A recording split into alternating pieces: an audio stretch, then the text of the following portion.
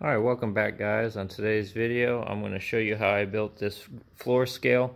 I'm going to utilize it for growing a giant pumpkin on next season, and I'm going to show you a DIY version of it and how I built it.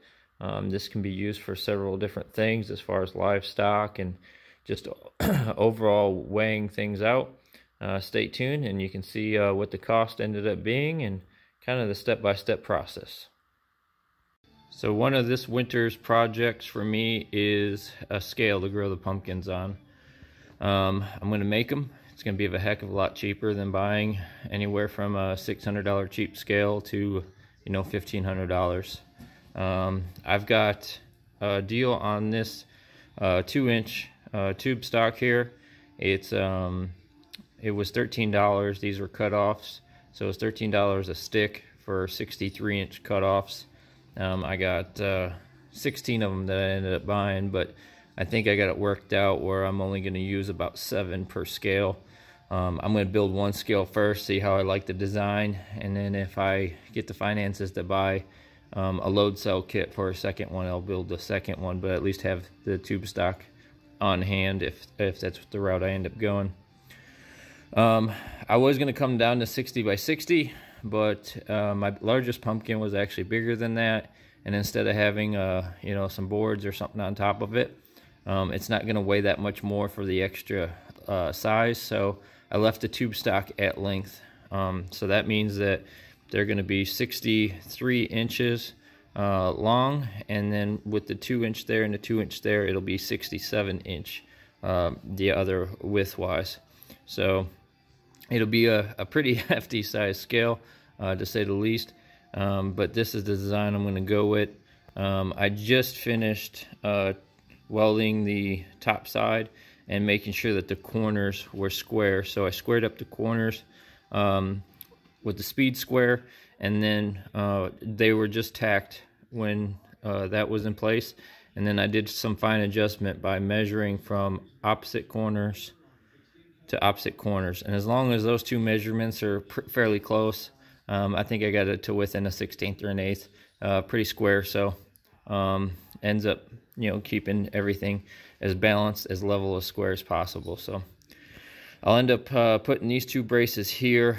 I believe they were somewhere around 18 inches to center, if I'm not mistaken, something like that. I'd have to line them up and do it again, but I'm going to put 2 braces here, and then I'm going to put cut pieces for the middle, and I'll run a brace across the center. So you'll see that when I get to that part. And then I'll also have brackets put in the corner for the load cells. So you'll be able to see the whole progress. It's a little bit easier seeing it rather than explain it all out. And we'll get started on it. Alright, so I got the center braces here tacked in. Measurement came out to 18 3/8 from inside to inside on each one of these. So 18 3/8. I measured that from the outside to this one, and the outside to this one. That way, if there's any deviation, the center one's a custom cut. I can cut these two exactly the same and these two exactly the same. If this one's an 1/8 or 1/16 bigger one way or the other, that brace I can custom cut. So just as a little bit of a metalworking tip, what I'm doing is I'm marking out for the cross braces. And this piece that I have to cut, I'm going to be using an angle grinder to cut. I don't have a chop saw with the blade on it. So I'm using a soapstone pencil. This leaves a mark and it'll wipe off easy enough. It doesn't affect welding or anything like that. I measured where I needed to cut, and I used the soapstone and this speed square to make a line across. Then what I did is I rotated and I did the same thing. And as long as you follow that same pattern, what you should end up with is a perfect line all the way around. If you don't, it's either your steel's off or you're not holding your speed square flush against it, and you need to wipe off and start all over. But I did, so I can start doing my cut now.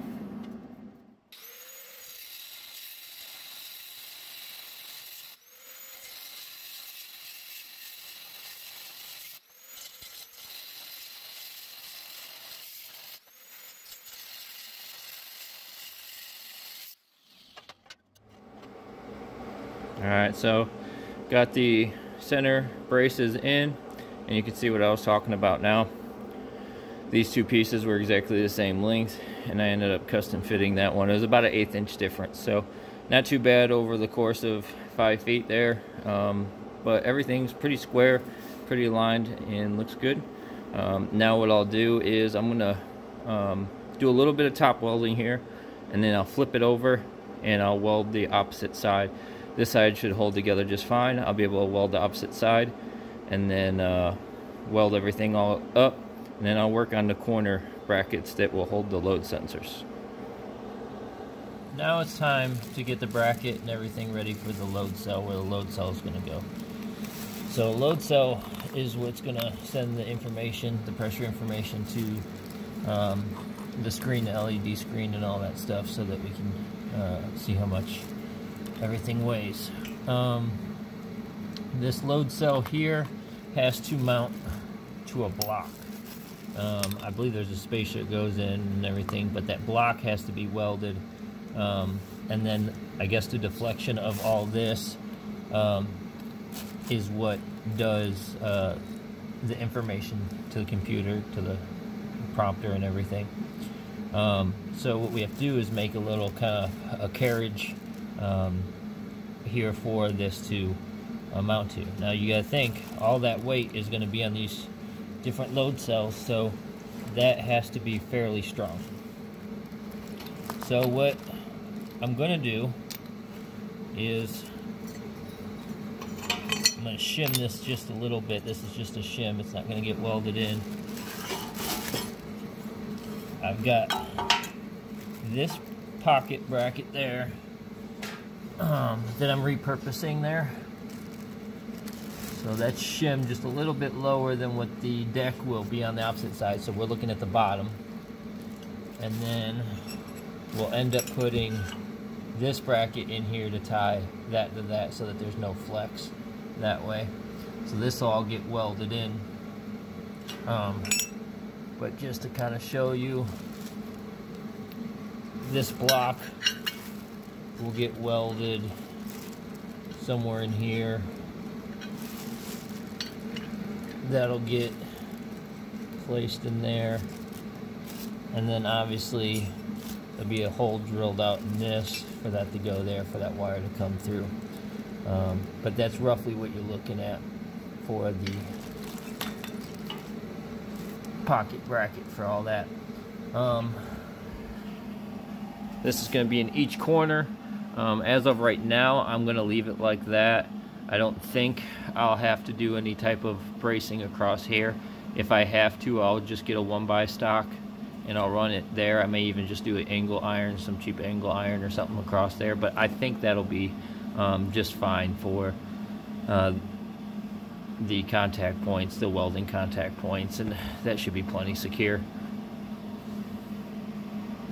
So this is fairly important. I welded the load cells bracket, the mounting pad here, before I put that on there, because if not, it's not going here, but I'll show you. If I put this here, it would be very hard for me to get my welding nozzle in those spaces. So I went ahead and did it openly like that, right where I wanted it, and then I'll put it in where I need it, do all my welds on both front, back, top, bottom, all that good stuff. So just to kind of give you a little tip, if you plan on doing this, definitely weld that before you get this particular bracket welded in.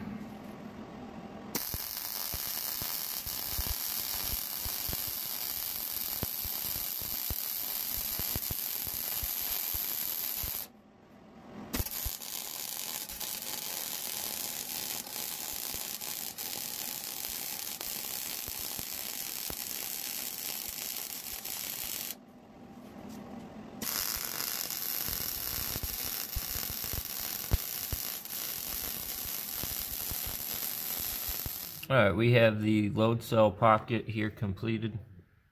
It's welded front and back. And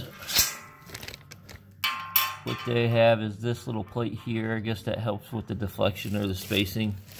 And then you would put this in. I can't put it in the regular spot that it needs to be in, because that hole has to be drilled for the cord. So I'll just kind of show you with the other hole. I'll offset it.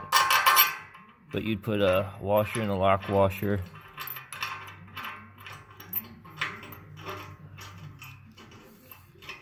in there,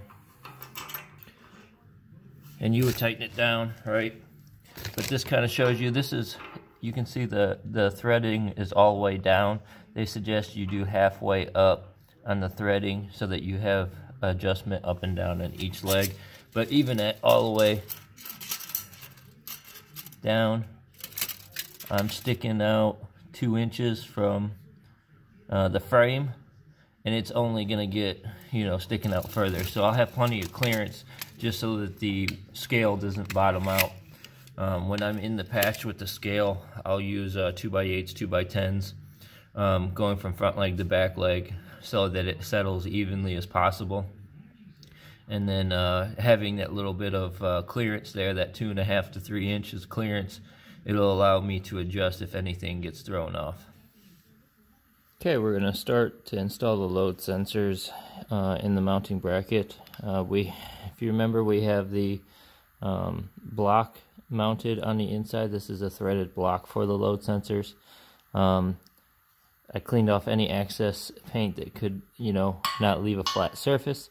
And then there's a little bit of a washer that they suggest you use on here. It's not necessary since I have the clearance. You don't need to, but I'm going to use it just to give me a little bit more height on this, just in case this settles a little bit. It doesn't bottom out on a board or anything. So you put that washer in there. You have the bolt. It has a regular washer, and it's got a lock washer on it. Get that lined up.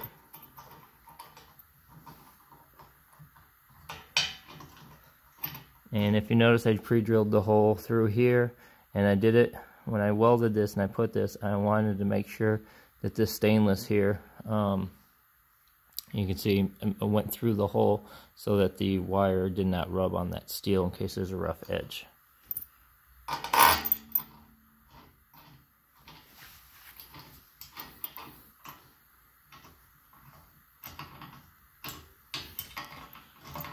So I got those hand tight.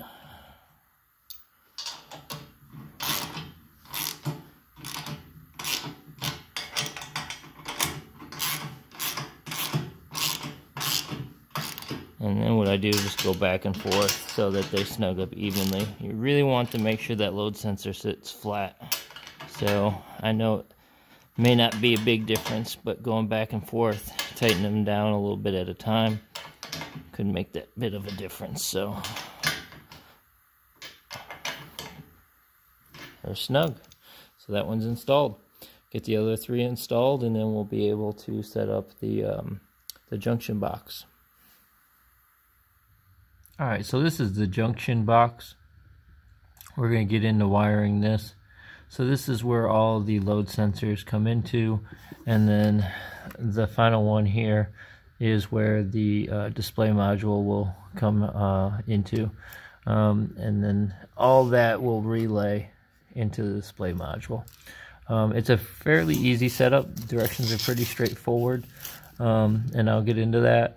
I'll also post what actual kit I used for the load cells, and I believe it was off of Amazon. It was approximately $230 for the load cell kit, rated for 5,000 pounds if I'm not mistaken. So I'll put a picture up here of that, and if I remember, I'll put a link in the description. But they have fairly easy directions here. This is a diagram. It matches exactly what the junction box is, so as long as you line it up exactly how it's set up. I don't know if I'll label load cell 1, 2, 3, 4 or anything like that. These are labeled J1, J2, J3, and J4, and then J0 is where the display goes. So it's fairly easy. They're labeled the exact same way on here. It's going to probably be hard to see, but you can see they're actually labeled the same way on there. -EXC, minus SIG, or shield, plus SIG, and plus EXC. So what it is it's telling you what wire to use for each one, and it shows it up here. Negative EXC has the black one, negative SIG is your white wire. It doesn't say on this part, but it says down at the bottom, the middle one is shield or ground, so that's your ground wire, and we'll get to that in a second. Then your plus SIG is your green wire, and your red plus EXC is your red wire. So I've already pre-done this one, matched it up to the diagram, black, white, green, and red. Now the middle one it's a purple wire, and they say in here that your ground wire is going to be shielded with a yellow, purple, or black heat shrink, which once you do all this, and they say it's typically a thicker wire as far as that goes, and it is. It's kind of hard to tell from here, but that is a thicker wire. So they say you can either wire nut all the purples together, or you can just use that same section in each one of these. I prefer to use that if it's already there. Why try and wire nut all these together and have it loose? That's the way I'll do it. Again, this isn't fed through here yet. I'm just doing this for video purposes, but you'd go ahead and wire all 4 of your load sensors and then your module. So I'm going to install this box first. I just wanted to show this part, get it all installed, and then once I get everything all hooked up, we'll test it out and calibrate. So before we go on to the calibration, I just wanted to show you this is the final setup for the wiring for the junction box. I did go ahead and number the load cells, and so that way in case there's any issues I can kind of trace it back. But load cell 1 comes in here where it's labeled J1, J2, J3, and J4. This is load cell 2, J2, and then I followed order. Load cell 3, J3, and load cell 4, J4. And then this is where the monitor or the display prompter comes into this part. The one thing I will notice is all the ground wires were purple on the load sensors, but the ground wire on the actual monitor was yellow. So just kind of keep that in mind. But the it should be the center wire all the way across is the ground wire. Everything else was the same. Okay, so we're going to go ahead and start the calibration of the scale.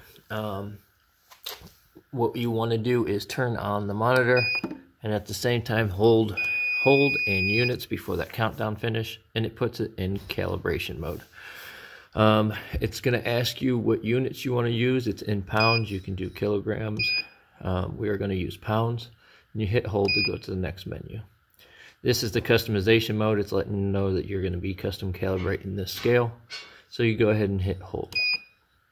It's going to ask how many decimal points you want to go to. So you can go to the half pound or whatever. For us, we're going to go ahead and go to the pound. So we'll hit hold. And then it's going to ask how many units you want to use. So, you know, you can use in increments of 1, 5 pounds, whatever you want to do, 2 pounds. We are going to go ahead and use it in 1 pound increments. Go ahead and hold. Now it's asking for the capacity. So what do you want the capacity of this to be? This can hold up to 20,000 pounds. So you can change that to whatever you want. We're going to just go ahead and put it at tab over using 0. And we're going to just change it to 5,000 pounds. You know, let's just do 6. That's about double the world record of the pumpkin. So we'll leave it at 6,000 pounds. Go ahead and hit hold. Next, what you want to do is it's asking for the load. So we'll go ahead and it's going to do the load test now. We're not doing anything yet, but what we'll do is go to the next menu, and it's asking you what unit of measurement. So how many pounds do we want to set this up for? So I pre-put it in there. We're going to be using 175 pounds. What I suggest is you want to go as close to what you want to test weight at. So I don't have 2,000 pounds worth of weights, but this will kind of get me close enough to kind of get a fair assessment and a fair percentage of what I want. Ideally, you'd want 100 pounds and perhaps put them on all four corners of the scale. That way, once you've calibrated this off, you can take them off 100 pounds at a time, and you should incrementally see 100 pounds come off as you test that. So we're going to go ahead and leave it at 175. Hit hold, and it's going to start the calibration mode now is what it's telling you. So just got to follow the prompter, hit hold. And now there should be no weight. You want to make sure there's no weight on the deck of the scale. Now you want to put your weight on that you're testing. So you'll go ahead and add it. I'm going to go ahead and add that 175. And now you want to hit hold to go to end calibration.